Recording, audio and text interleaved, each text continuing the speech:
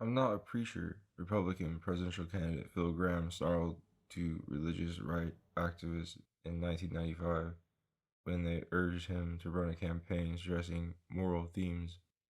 Several months later, despite Graham's fundraising prowess, the Texas conservative finished a desultory fifth place in the Iowa caucuses and quickly dropped out of the race.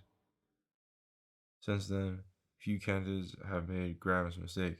Serious contenders for the office recognize that the role and scope of the modern presidency cannot be so narrowly confined. Today's candidates are running enthusiastically for national preacher and much else besides. In the revival tent atmosphere of Barack Obama's campaign, the preferred hosanna of hope is yes, we can. We can, the Democratic candidate promises, not only create a new kind of politics, but also transform this country, change the world, and even create a kingdom right here on earth. With the presidency, all things are possible. Even though Republican nominee John McCain tends to eschew rainbows and uplift in favor of the grim satisfaction that comes from serving a cause greater than self interest, he too sees the presidency as a font of miracles and the wellspring of national redemption. A president who wants to achieve greatness, McCain suggests, should emulate Teddy Roosevelt, who liberally interpreted the constitutional authority of the office and nourished the soul of a great nation. President George W. Bush, when he was passing the GOP torch to his former rival in March, declared that the Arizona senator will bring determination to defeat an enemy and a heart big enough to love those who hurt. The chief executive of the United States is no longer a mere constitutional officer charged with faithful execution of the laws. He is a soul nourisher, a hope giver, a living American talisman against hurricanes, terrorism, economic downturns, and spiritual malaise. He or she is the one who answers the phone at 3 a.m. to keep our children safe from harm. The modern president is America's shrink, a social worker, our very own national talk show host. He's the supreme warlord of the earth. This messianic campaign rhetoric merely reflects what the office has evolved into after decades of public clamoring. The vision of the president as national guardian and spiritual redeemer is so ubiquitous that it goes virtually unnoticed. Americans, left, right, and other, think of the commander in chief as a superhero, responsible for swooping to the rescue when danger strikes. And with great responsibility comes great power. It's difficult for 21st century Americans to imagine things any other way. The United States appears to be stuck with an imperial presidency, an office that concentrates enormous power in the hands of whichever professional politician manages to claw his way to the top. Americans appear deeply ambivalent about the results, alternatively cursing the king and pining for Camelot. But executive power will continue to grow and threats to civil liberties increase until citizens reconsider the incentives we have given to a post that started out so humbly. It wasn't supposed to be this way. The modern vision of the presidency couldn't be further from the view of the chief executive's role held by the framers of the Constitution.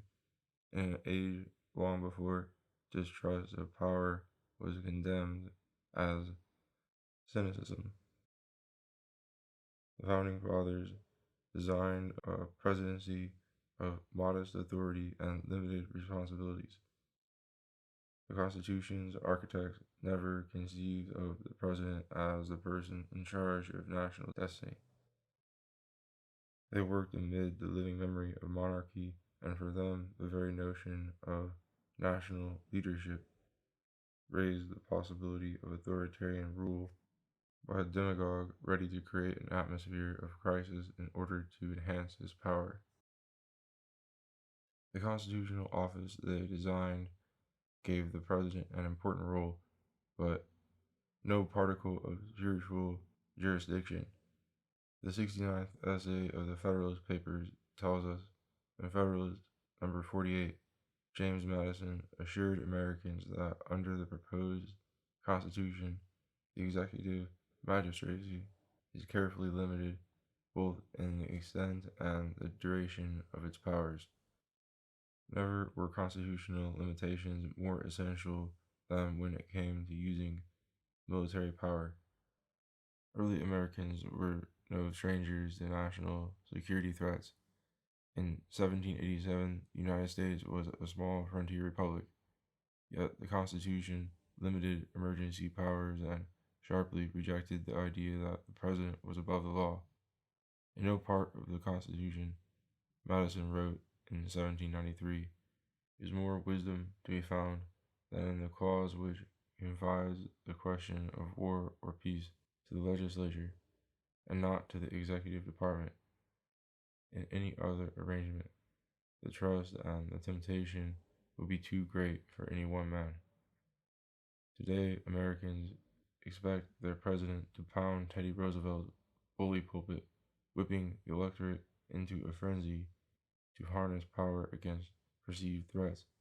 But the framers viewed that sort of behavior as fundamentally illegitimate. In fact, the president wasn't even supposed to be a popular leader. As presidential scholar Jeffrey K. Tullis has pointed out, in the Federalist Papers, the term leader is nearly always used pejoratively. The essays by Madison, Alexander Hamilton, and John Jay in defense of the Constitution begin and end with warnings about the perils of populist leadership. Instead of stoking public demands for action, the chief magistrate was expected to resist the transient impulses of the people and use the veto to keep Congress within its constitutional bounds. That role didn't require much speechifying. Early presidents rarely spoke directly to the public. From George Washington through Andrew Jackson, they averaged little more than 3 speeches a year, mostly ceremonial addresses. In his first year in office, by comparison, President Clinton delivered 600. In the early State of the Union addresses to Congress, presidents knew better than to adopt an imperious tone. After his third State of the Union address, Washington wrote that motives of delicacy had deterred him from introducing any topic which related to legislative matters, lest it should be suspected that I wished to influence the question before Congress.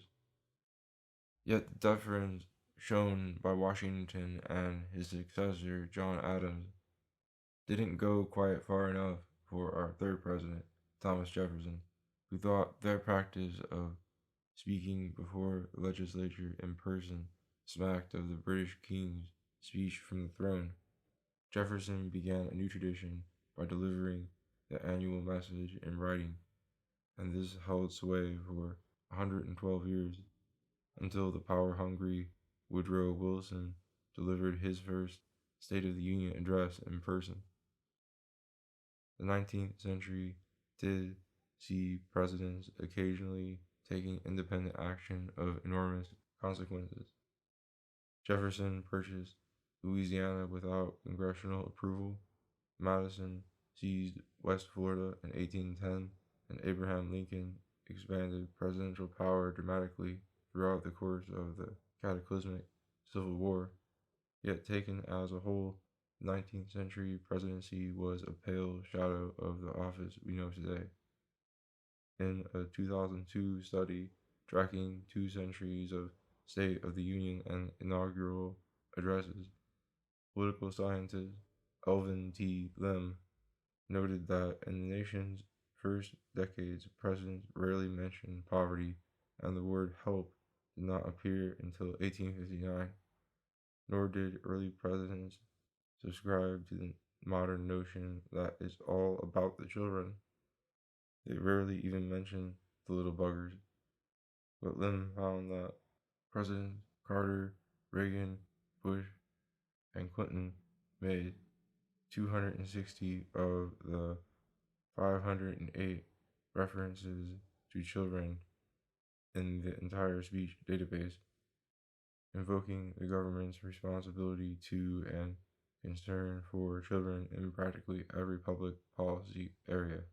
George Washington did mention kids in his 7th annual message, lamenting the frequent destruction of innocent women and children by Indian raiders, but that was a far cry from Bill Clinton in 1997, who declared in the State of the Union addresses that we must also protect our children by standing firm in our determination to ban the advertising and marketing of cigarettes that endanger their lives. There is no single explanation for the presidency's growth. New communication technologies, such as radio and television, played a role, as did growing material progress, which made Americans less willing to suffer inconveniences and more receptive to the belief that all public problems could be solved with collective action. Yet in each key period of the presidency's growth, we see a familiar pattern: expansionist ideology meeting practical opportunity in the form of successive national crises. Much of what's wrong with American government today can be traced to the progressive era, that period of reformist backlash against the Industrial Revolution that dominated the decades surrounding the turn of the 20th century. As the progressives saw it, if the Constitution stood in the way of necessary reforms, then too bad for the Constitution. We are the first Americans, a young scholar named Woodrow Wilson wrote in 1885, to hear our own countrymen ask whether the Constitution is still adapted to serve the purposes for which it was intended, the first to entertain any serious doubts about the superiority of our own institutions as compared with the systems of Europe. The progressives had no use for the restrained oratorical traditions of the 19th century. It was the president's job to move the masses, unifying them behind calls for bold executive action. Their model and embodiment was Teddy Roosevelt, whom the progressive journalist Herbert Crawley described as a sledgehammer in the cause of national righteousness. When Roosevelt took the stage at the 1912 Progressive Party convention, he foreshadowed Obama's quasi-religious fervor and McCain's bellicosity, barking, "To you who strive in a spirit of brotherhood for the betterment of our nation, to you who gird yourselves for this great new fight and the never-ending warfare for the good of mankind, I say in closing, we stand at Armageddon and we battle for the Lord." The most astute among the progressives recognize that, given the American public's congenital resistance to centralized rule, a sustained atmosphere of crisis would be necessary to sell the expansion of White House power. 2 world wars and the Great Depression did the trick nicely. Roosevelt's activist celebrity presidency heralded the coming of a new sort of chief executive, one who would evermore be the center of national attention. The motive force behind American government. With his expanded power, Roosevelt busted trust carried a big stick throughout the Americas with a newly imperial navy and issued nearly as many executive orders as all his predecessors combined. Woodrow Wilson then proved what progressives had long hypothesized, that soaring rhetoric combined with the panicked atmosphere of war could concentrate massive social power in the hands of one person. Over the course of his presidency, he helped create the Federal Reserve System, nationalized railroads, and used the Espionage and Sedition Act, along with more than 150,000 vigilantes, to carry out the most brutal campaign against dissidents in U.S. history. Franklin Delano Roosevelt eliminated the last remaining vestiges of the modest presidency. Roosevelt used Wilson's Trading with the Enemy Act to shut down all U.S. banks in 1933, grabbed the power to approve or prescribe wages and prices for all trades and industries, and authorized the FBI to spy on suspected subversives. He changed the Supreme Court from a bulwark against presidential overreach to an enabler.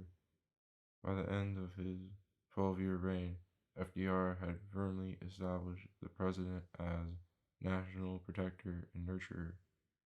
War was the health of the presidency during the long twilight struggle against the Soviet Union as well.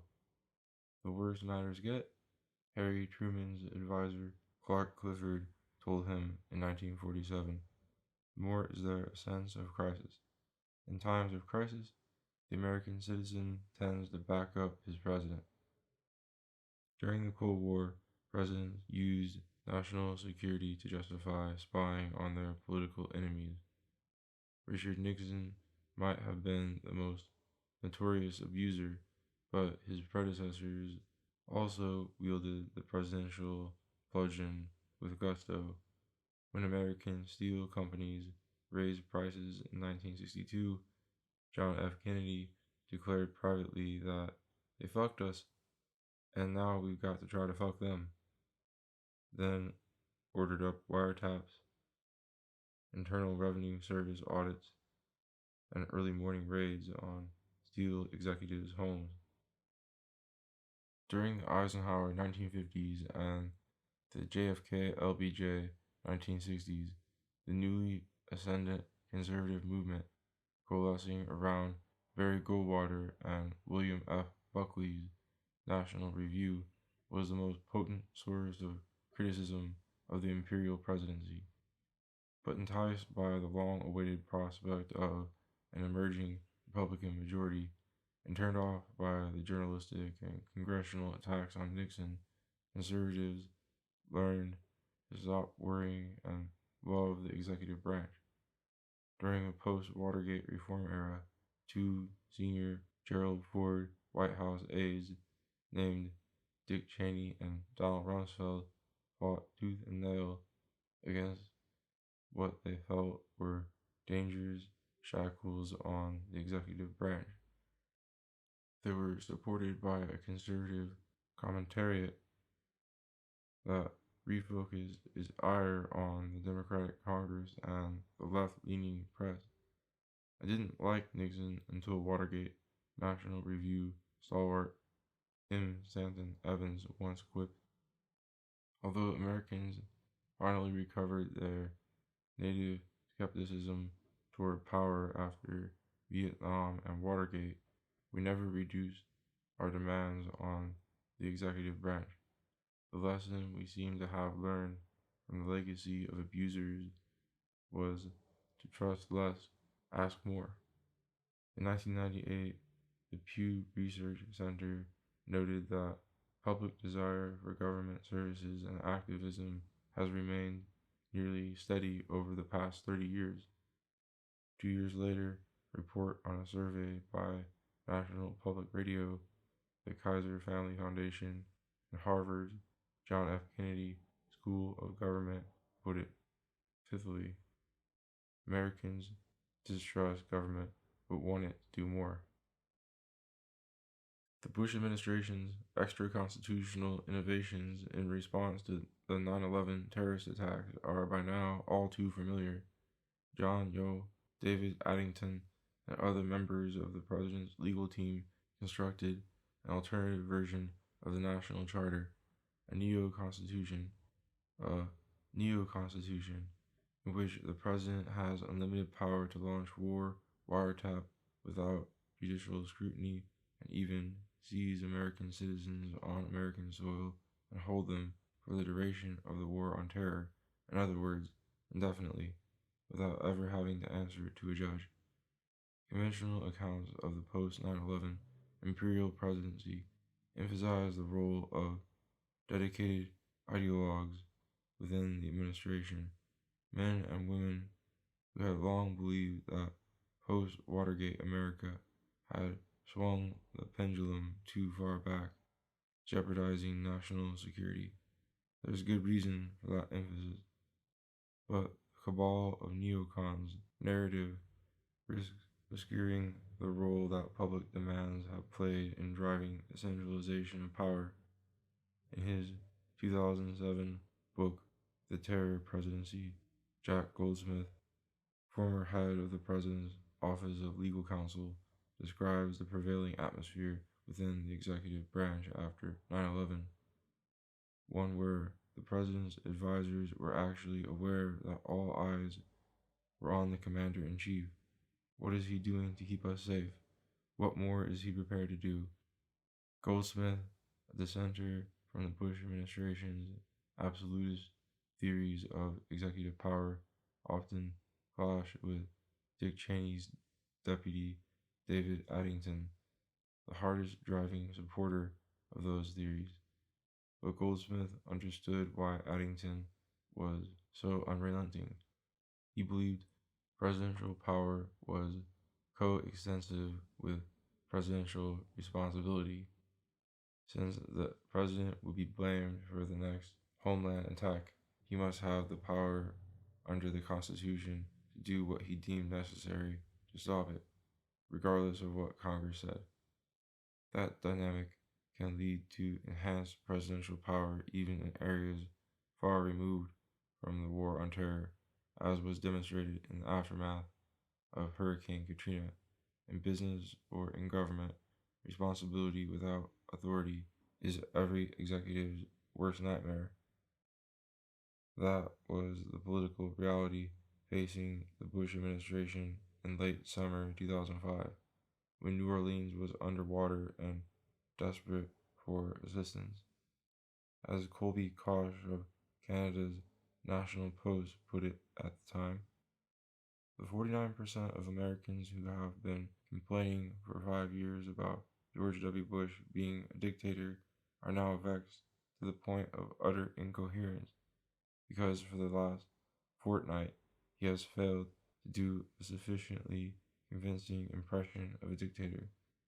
To be sure, the administration deserved plenty of blame for bungling the disaster relief tasks it had the power to carry out, but it soon became clear that the public held the Bush team responsible for performing feats above and beyond its legal authority.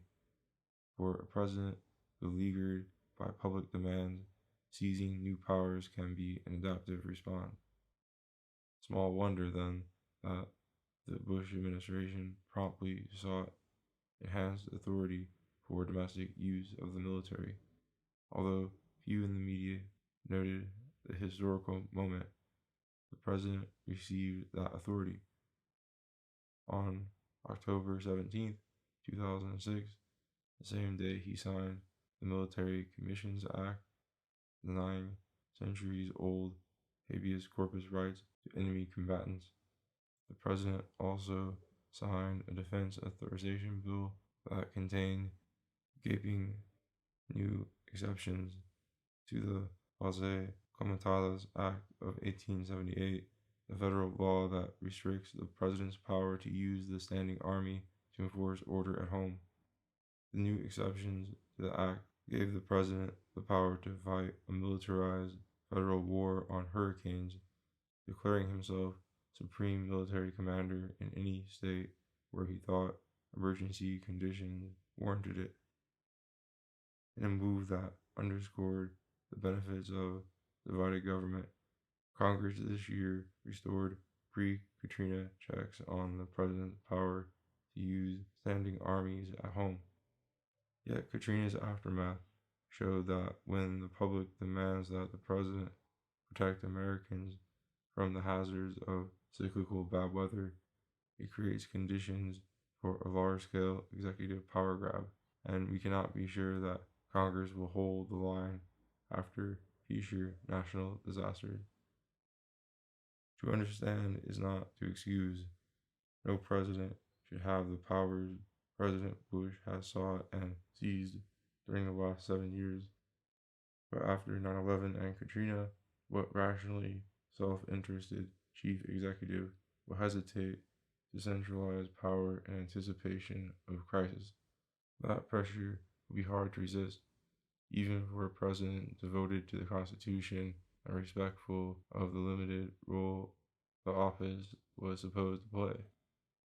Barack Obama has done more than any presidential candidate in memory to boost expectations for the office. Obama's stated positions on civil liberties may be preferable to McCain, but if and when a car bomb goes off somewhere in America, would a President Obama be able to resist resorting to undeclared wars and the Bush theory of unrestrained executive power? As a Democrat without military experience, publicly perceived as weak on national security, he'd have much to prove. As Jack Goldsmith put it in his 2007 book, for generations, the terror presidency will be characterized by an unremitting fear of devastating attack, an obsession with preventing the attack, and a proclivity to act aggressively and preemptively to do so. If anything, the Democratic president, having digested a few threat matrices and acutely aware that he or she alone will be wholly responsible when thousands of Americans are killed in the next attack, will be even more anxious than the current president to thwart the threat.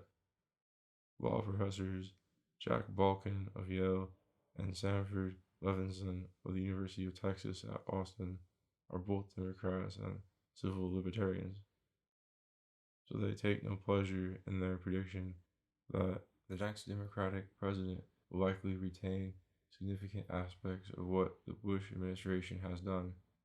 Indeed, they write in a 2006 Fordham Law Review article, future Democratic presidents may find that they enjoy discretion and lack of accountability created by Bush's unilateral gambits.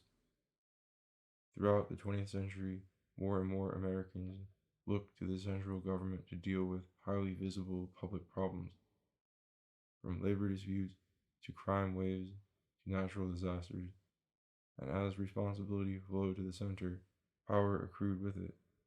If that trend continues, responses to matters of great public concern will be increasingly federal, increasingly executive, and increasingly military. In the years to come, many Americans will find that the results of executive action are not to their liking, and if history is any guide, they'll respond by vilifying the office holder and looking for another knight on horseback to set things right again.